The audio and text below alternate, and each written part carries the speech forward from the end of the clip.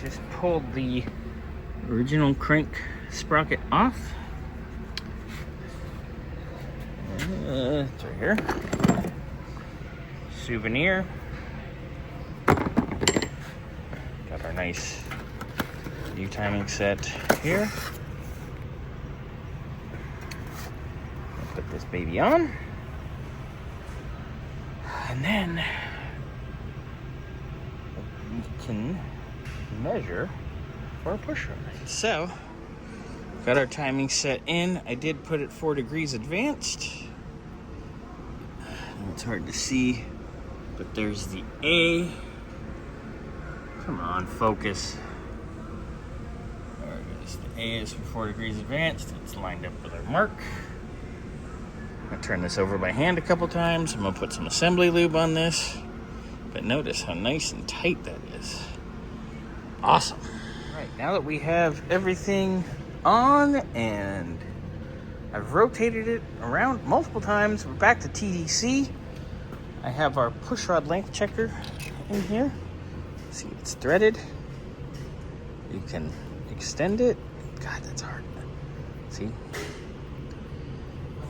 So I'm going to work on getting our push rods where we want them. And then we'll know what size we need. And then I can call Matt over at Manton, who we also race with. And he'll get what we need, and he'll probably have it for me at the racetrack next week, and I can pick them up. So we have our pushrod length checker in, and I've adjusted our rocker, which is the hair free. But you can see we are centered on the tip of the valve, which is where we want to be.